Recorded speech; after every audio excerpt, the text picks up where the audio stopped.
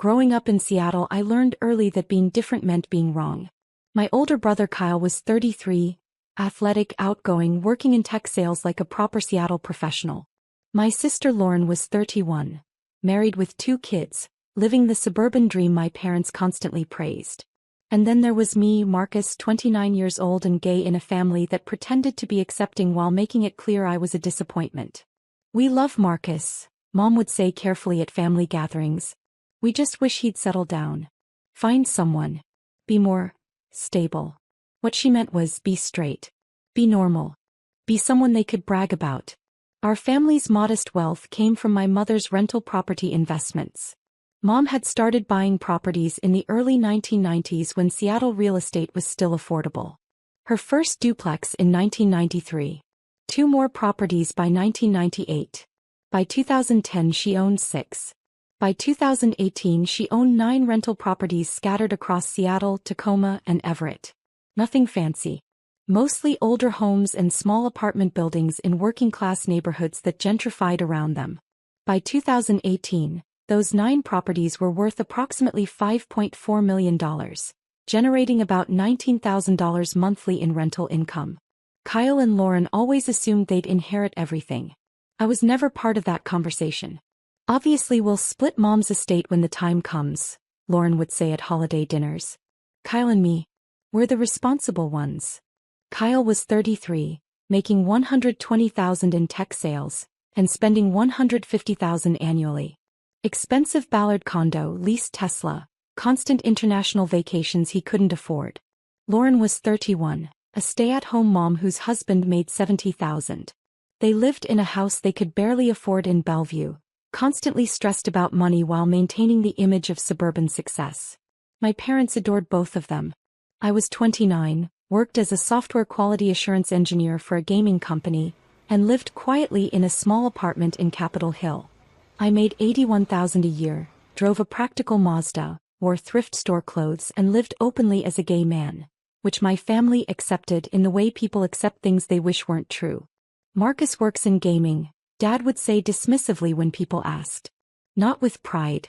Just with the implication that I hadn't achieved real success like Kyle or settled into real life like Lauren. My relationship with my mother was complicated. She never said she disapproved of my sexuality. She just made thousands of small comments that made it clear I'd failed to give her the life she wanted for me.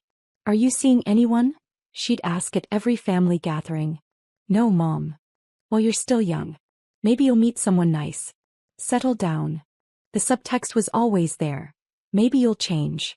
Maybe you'll be normal. Maybe you'll stop being such a disappointment. But in early 2018 something shifted. Mom was diagnosed with early-stage breast cancer. Treatable but scary. And suddenly she started calling me more often. "Marcus, can you come over on Wednesdays?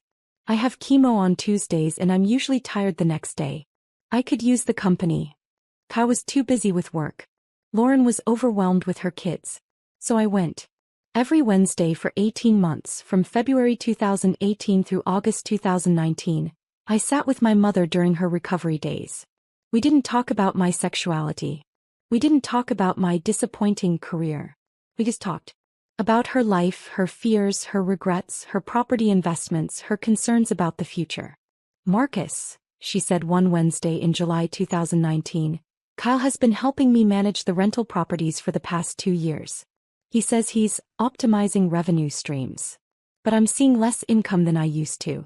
Can you look at the numbers?" Quietly. "I don't want to accuse him of anything, but something feels off." "Mom, I do software testing, not financial analysis." "You find bugs, don't you? You find things that aren't working right? That's all I'm asking. Please."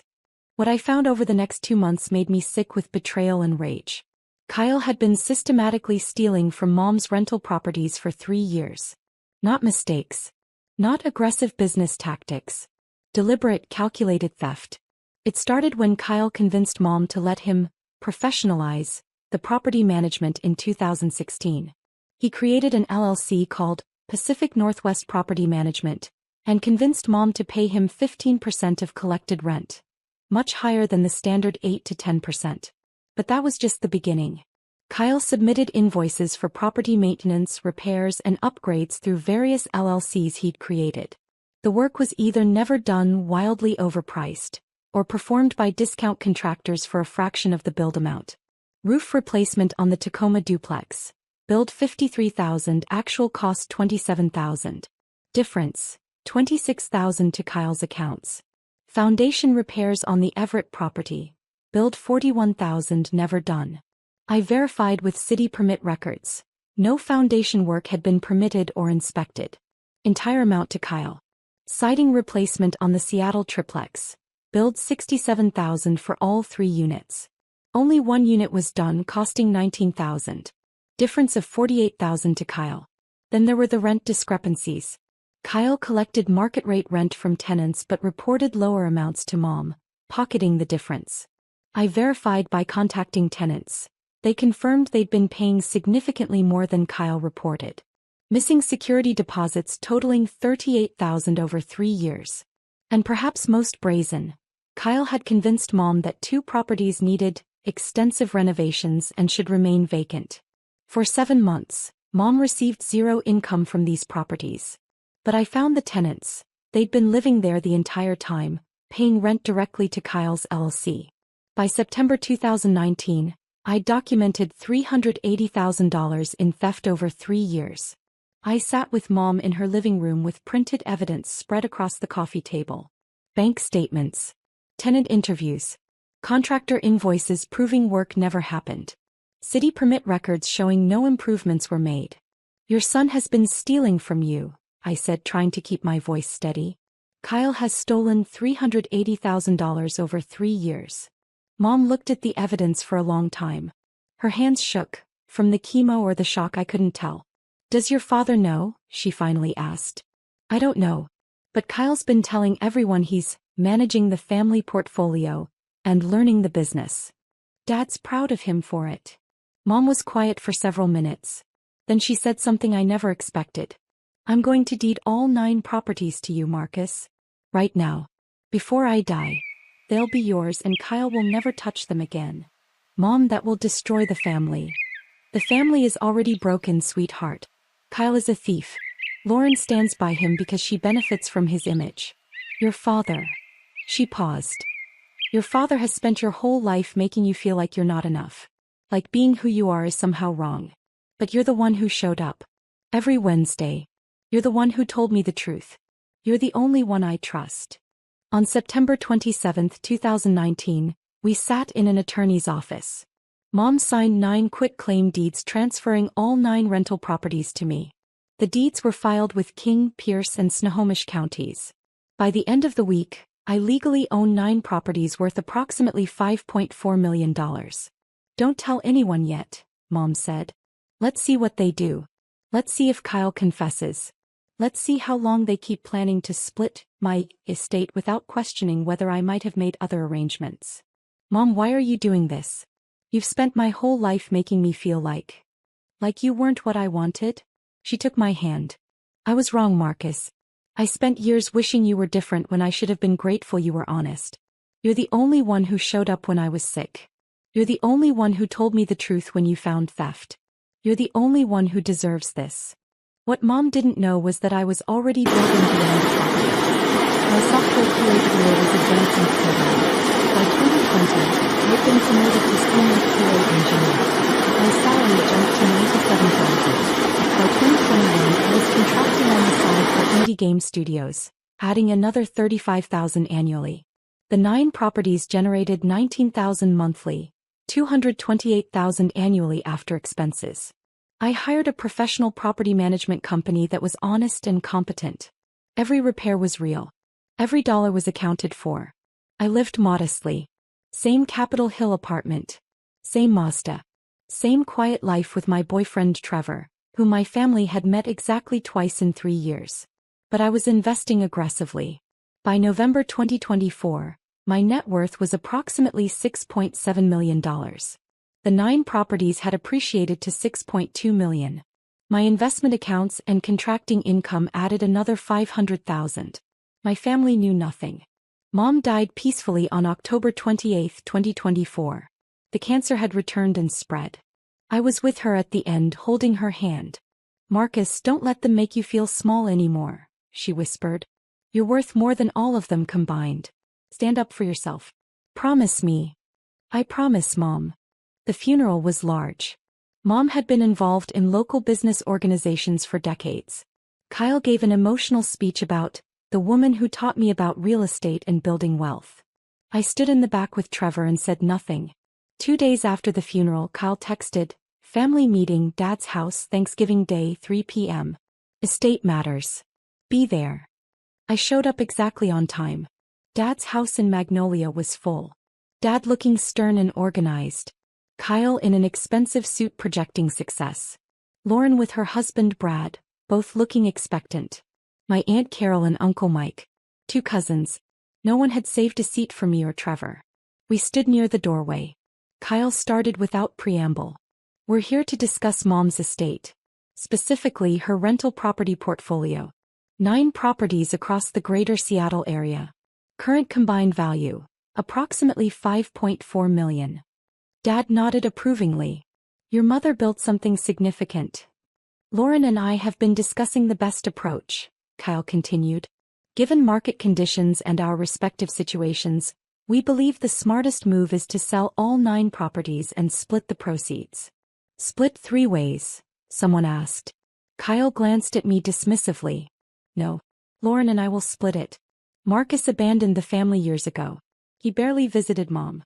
He showed no interest in the properties. He doesn't get a share." Lauren nodded agreement. "That's fair. Kyle and I were actually present in Mom's life." I almost laughed at that. Kyle visited maybe once a month. Lauren came for major holidays. I'd been there every Wednesday for 18 months. Dad spoke up. "I agree. Marcus made his choices. He chose his lifestyle over family. He doesn't deserve a share of what your mother built."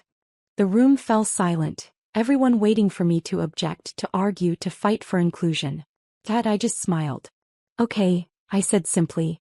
Kyle looked confused by my easy acceptance. "Okay. Yeah.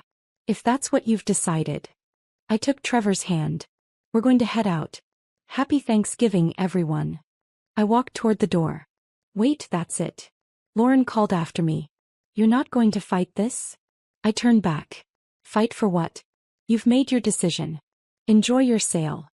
Trevor and I left. As we drove away, he looked at me. "You okay?" "I'm perfect," I said, pulling out my phone. I had 3 missed calls from a Seattle number I recognized. My real estate attorney, Michelle Park. I called her back. "Marcus, thank God. Your brother just contacted me. He says he's representing your mother's estate and wants to list all 9 rental properties for sale. He's asking for access to property documents and tenant information." "What did you tell him?" "I told him I'd need authorization from the property owner. He said he is the owner as executor of the estate. I told him that wasn't accurate and I'd be in touch. Marcus, he's also contacted 3 other real estate agents trying to get listings. File a cease and desist immediately.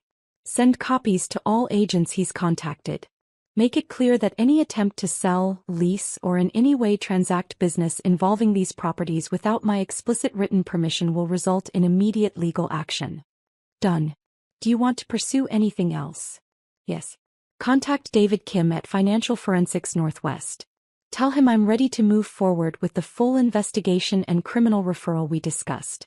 I want a complete forensic accounting report on all financial irregularities from 2016 through 2019, with specific focus on the $380,000 in documented theft.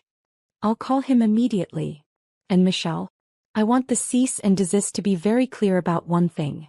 These properties were transferred to me in September 2019. They have not been part of my mother's estate for over 5 years. Anyone attempting to claim otherwise or to transact business involving them is attempting to steal property they don't own." "Understood. I'll have everything filed within the hour." Trevor was staring at me. "You've owned the properties for 5 years?" "Since September 2019. Mom transferred them when I showed her Kyle was stealing from her." "And you never told your family?" "Mom asked me not to. She wanted to see what they'd do. She wanted to see if Kyle would confess. If anyone would question their assumptions." I smiled. "Looks like we have our answer." The next 48 hours were chaos that unfolded exactly as I'd anticipated. Hour 6. Kyle received the cease and desist via email and certified mail. He called me 14 times. I didn't answer. Hour 12. Lauren called, then Dad, then Kyle again. I blocked all their numbers. Hour 18. Kyle contacted the property management company I'd hired, claiming he was the owner. They informed him they only took instructions from Marcus Morrison, the legal owner of record. Hour 24. Kyle went to one of the properties and tried to enter with his old key. The locks had been changed years ago. A tenant called police about someone trying to break in. Kyle was detained and questioned. Hour 36. Dad showed up at my apartment. Trevor, who's 6'3" and works in security, answered the door and very politely explained I wasn't available. Hour 42. Kyle contacted a real estate agent and tried to forge documents showing he had authority to sell the properties.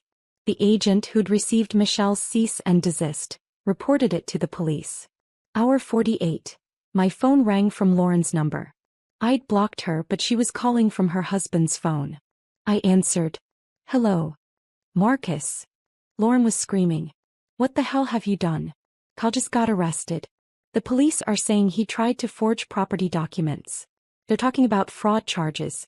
And they're saying you own Mom's properties? That's impossible. It's not impossible. It's a fact. Mom transferred all 9 properties to me in September 2019. That's a lie. Mom wouldn't. She was going to split everything between Kyle and me. She was going to.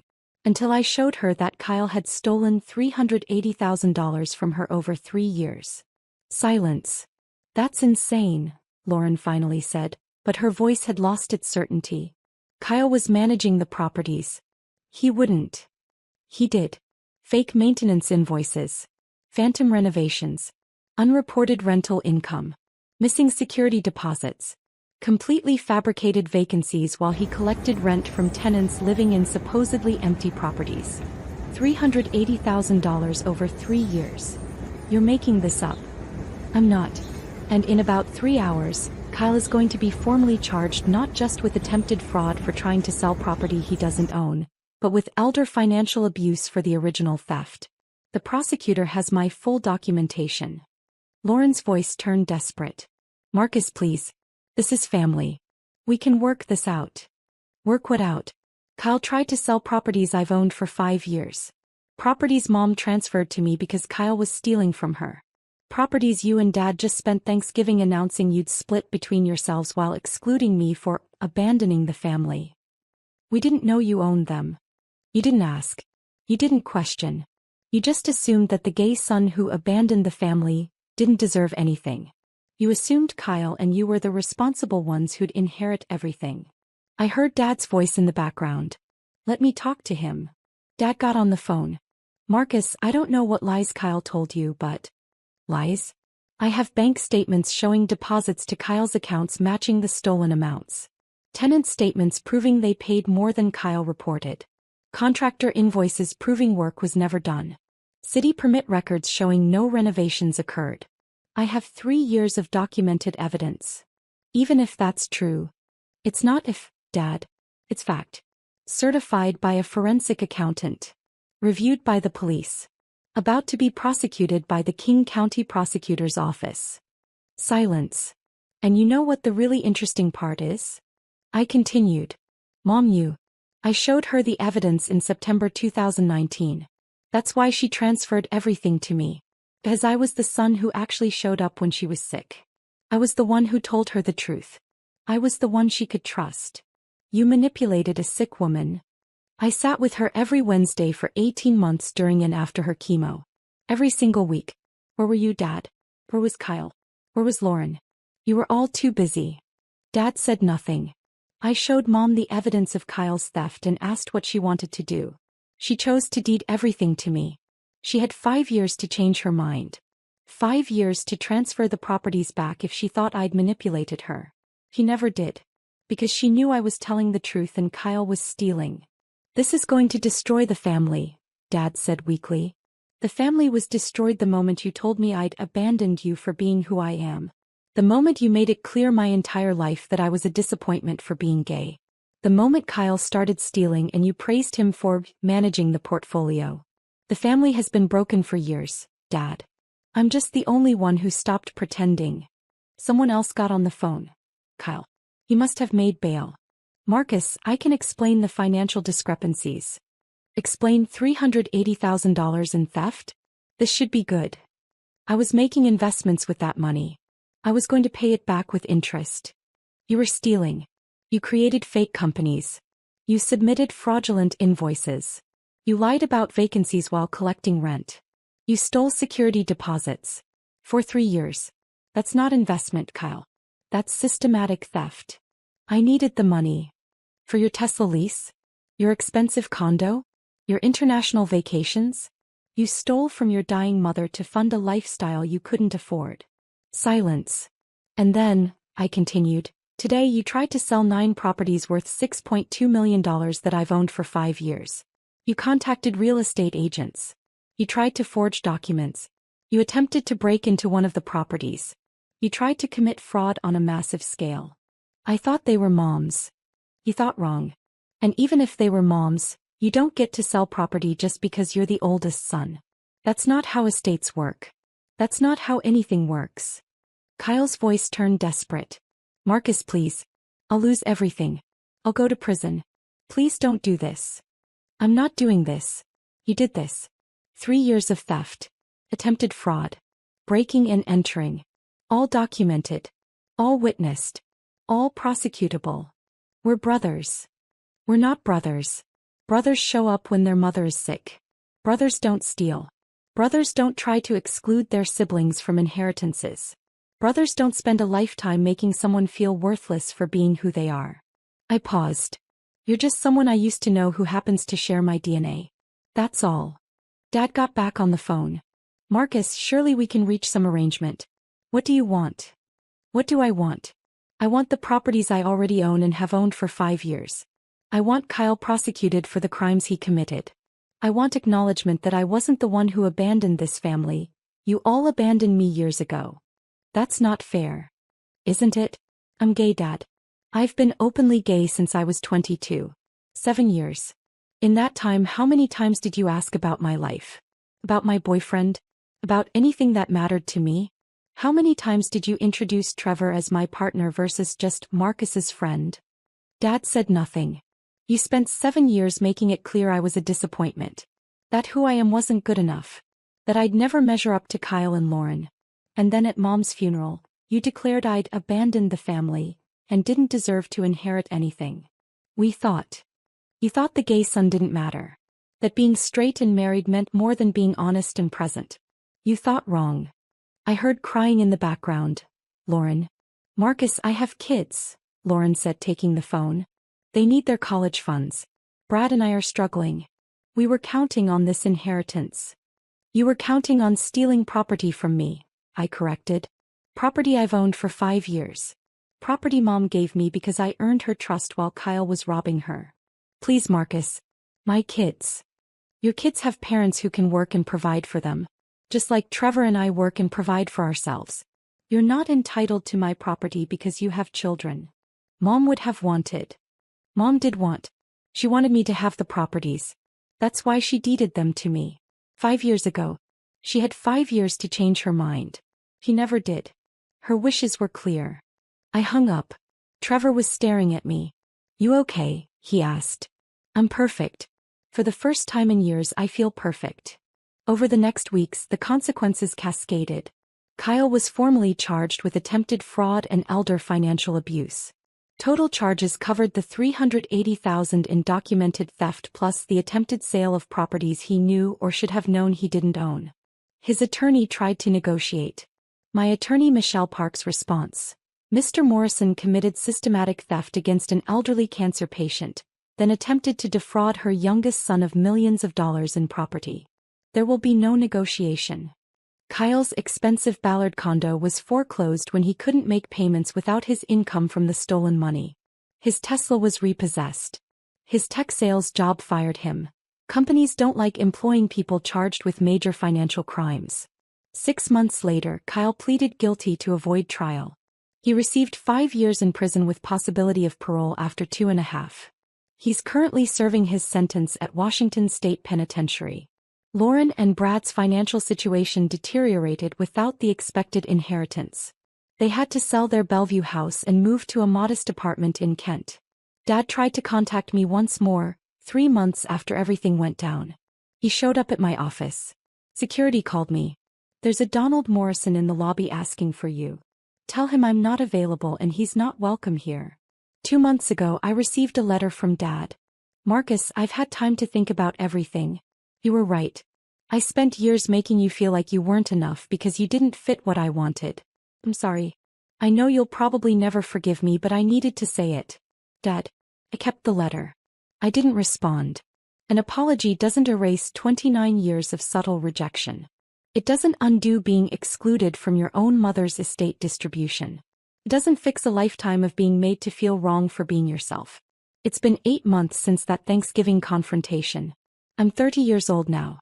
The 9 rental properties are thriving. Under professional management, they now generate $21,000 monthly, $252,000 annually. The portfolio is worth $6.5 million. My software QA career has advanced to principal quality engineer. My salary is $118,000 plus stock options. My contracting work adds another $45,000 annually. My net worth is approximately $7.3 million. Trevor and I bought a beautiful house in Fremont with a view of Lake Union. We got married last month in a small ceremony with friends. No family invited. We travel extensively. We just returned from a month in Portugal. We live exactly the life we choose. I donated $100,000 to the Trevor Project in my mother's name. The plaque reads, "Eleanor Morrison, she learned to see value she almost missed, chose truth over comfort, and ultimately chose love over expectation." Because that's what Mom did. She spent years wishing I was different, but when it mattered, when she was sick and scared and vulnerable, she chose to see who I actually was. And she decided that honesty and presence mattered more than being straight or flashy or whatever she'd always thought she wanted. People sometimes ask if I feel guilty about Kyle being in prison. If I regret not sharing the properties with Lauren. If I wish I'd handled things differently with Dad. I don't. Kyle isn't in prison because of me. He's there because he stole $380,000 from his dying mother and then tried to steal millions more from me. Lauren didn't lose an inheritance. She lost property that was never hers, that she assumed would be hers while actively excluding me from the family. Dad didn't lose a son. He spent 29 years making it clear I was a disappointment, and he's now experiencing the consequences of that choice. I spent years believing I was the problem. That being gay made me less valuable. That being quiet and honest instead of flashy and charismatic meant I was wrong somehow. Mom's final gift wasn't just 9 properties worth millions. It was the validation that I wasn't the problem. That showing up matters more than showing off. That honesty is worth more than image. That being yourself, even when your family wishes you were someone else, is the only way to live with integrity. Last week, I started a foundation providing housing assistance to LGBTQ+ youth experiencing family rejection. Every young person we help, I think of all those years I felt like I didn't belong in my own family. Every safe bed we provide, I honor Mom's choice to ultimately see me as I am. Kyle saw properties as a source of income to steal. Lauren saw them as an inheritance she deserved without earning.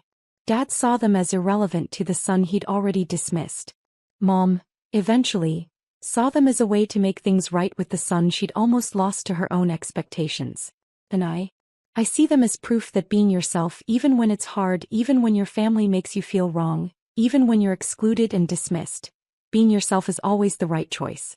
Because the people who matter will eventually see you. And the property you build, the life you build, the integrity you build, the honesty you build, that's yours. No matter what anyone else thinks you deserve. Mom finally saw me. He chose me. He trusted me.